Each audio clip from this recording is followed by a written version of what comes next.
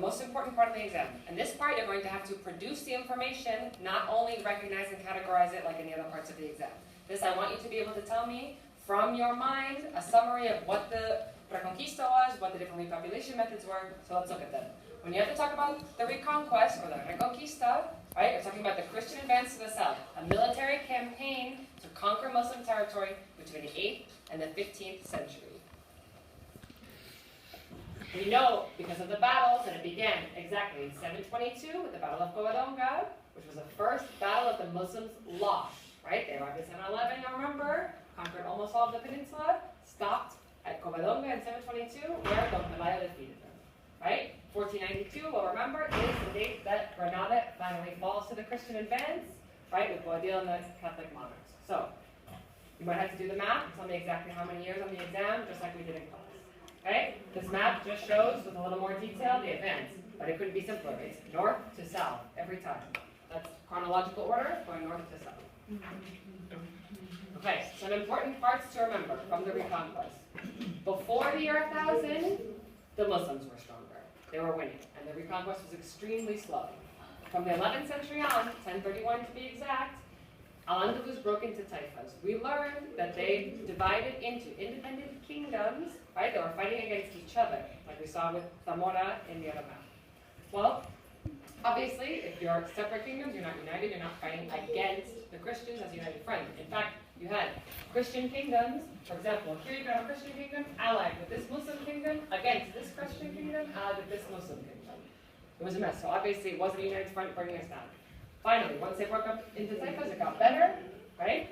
And one big battle that we always will need to know is Las Navas de Tolosa, which is winning back the Guadalquivir River Valley in Andalusia, right? It took a big chunk and left them with nothing but the natural kingdom of Granada. So that was 1212. And then finally, the natural kingdom of Granada falls in 1492. Boabdil gave it up to the Catholic monarchs, as we said in 1492. According to legend, we don't know if it's true, at the moment of delivering the key to the city to the Catholic kings, to Ferdinand and Isabella, when Boabdil began to cry because he was so upset because it was the end of Muslim rule in Spain, his mother said to him, "Do not cry like a woman for that which you have not known how to defend like a man." So that was the Reconquest. That's all you need to know about the Reconquest. Then you have something separate that's repopulation, because the Reconquest was a military campaign to gain territory. But just because the army or knights were able to regain a territory doesn't mean that that territory is really Christian until you have Christian people practicing Christianity there. So they had to find ways to make people go and live there who were Christian, right? Most of the time, people didn't want to go there because wherever it was just conquered was moving right next to a war, right?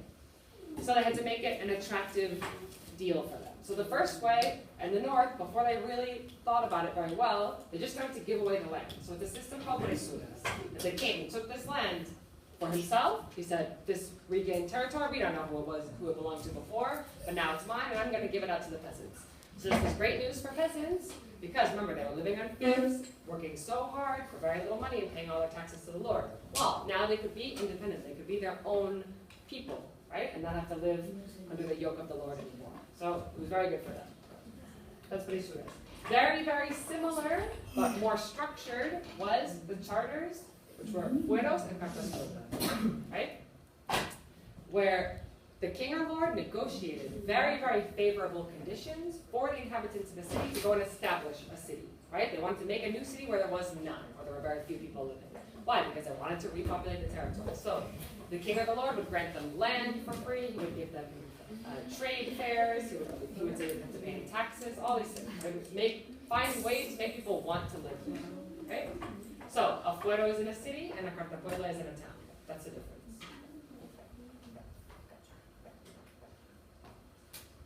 I may put this on the exam as extra credit because we saw a little bit of it in class as an example of a cartapuebla, right? With all the different things that the king could possibly grant to the inhabitants of the city. Okay, third method of repopulation, the military orders in the Valley of the Guadiana, in La Mancha Extremadura, Teruel, Castellón, Mocedad area. There were large, sparsely populated territories that were divided into encomiendas, which were headed by a knight of the military order called the comendador. In the end, they became latifundios owned by the military order. So basically, they set up big estates, right, where they had people working or very well organized, but instead of it being an estate owner or farmer, it was the military orders who organized everything, okay? So we have some names, examples of military orders that a lot of the cities and towns from that area have taken, for example. Fourth method, capitulaciones, or capitulations, which is mostly in the Levante, in Catalonia, a little bit in Murcia, and then some in the center, right, sort of around Madrid that we've done on the map. Muslims were allowed to stay as long as they paid a special tax. Super simple, it's exactly the same strategy that the Muslims used when they conquered territory and they allowed the Christians to stay, right? They just made them pay a separate tax, and that was it. Nothing else changed. So most of those are pretty peaceful areas. And then finally we have repartimientos, which is probably the most complex.